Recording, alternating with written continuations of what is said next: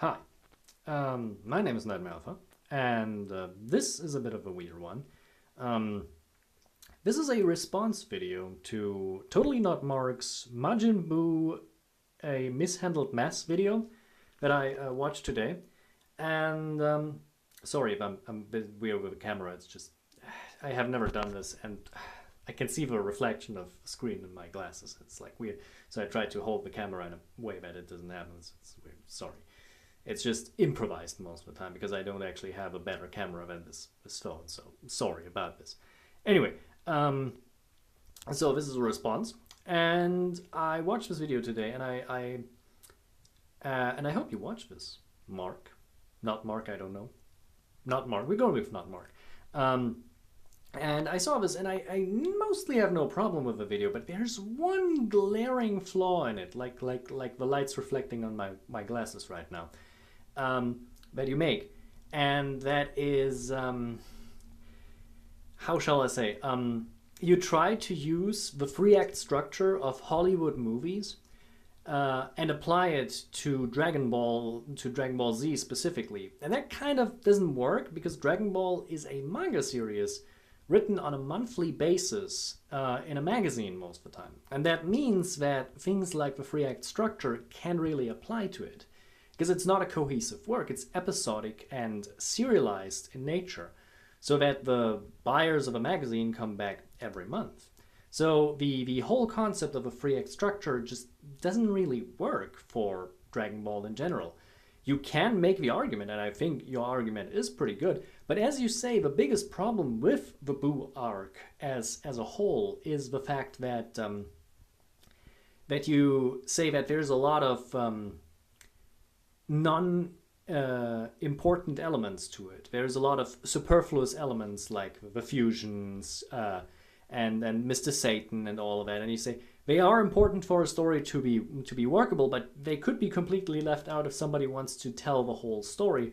It's not necessary to the whole, even though a lot of people will say that some of these less important elements make up a very much the core of this specific arc. You know, like how Vegeta is handled and how important this is and how much of a culmination for his character is. But it has nothing to do mostly with the real story. And this is kind of a problem that crops up in serialized works all the time.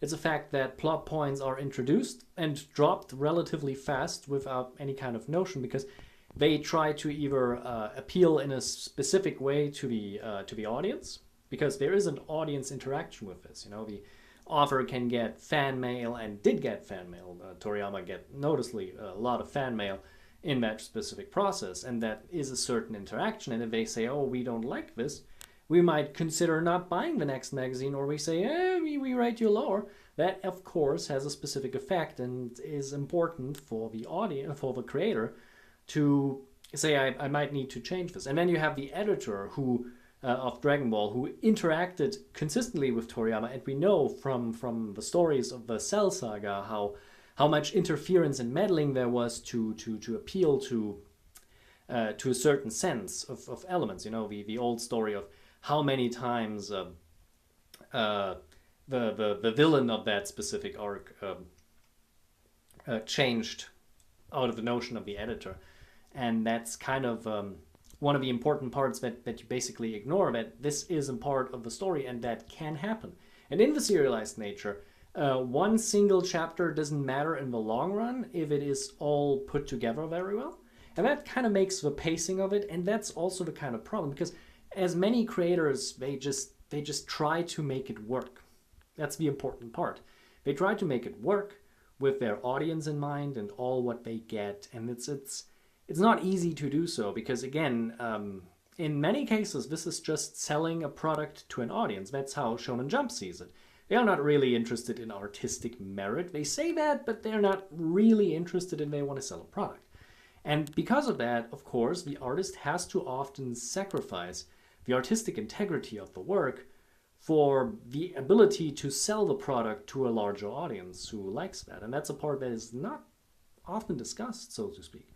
Now, of course, this doesn't necessarily need to be a bad thing, but it needs to be acknowledged that this is important for this specific case. And The medium is very important to take into account because you cannot judge the medium of monthly manga chapters with the three act structure of a very well made Hollywood movie. That just doesn't work.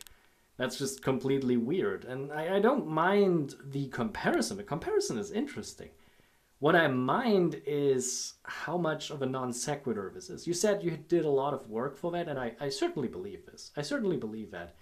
But I think you look from it too much from a perspective of a film student, and I'm not sure. I didn't go to film school, so can't tell this, but I always have this feeling that, especially when I have talked to people who go to film school, that they're often focusing very much on the concept of making movies and not so much on television and sequential art. That's not just something that they often do, and serialized art. That's not just something that is often talked about. I don't know if there's much literature on the topic. I know there's a lot of accounts of how some television series are created, and that's probably pretty interesting, and I think you should look into that. Because you're seeking something that is very sequential. Maybe even take a look into the creation of comic books for that matter, because that's more closer to home, I guess. And also the concept of pacing is a very multifaceted element to that specific case. Like pacing is not just applied to the whole story. There's also chapter and panel flow that is often important for mangas. That's, for example, one of the reasons why I can read so many mangas in such a short amount of time, because the flow allows me to go easier with it. I can basically decide my own pace, and that's something I cannot do with a television show. And that's an element that is important because the medium that we use completely changes how we interact with the work in itself, with the whole.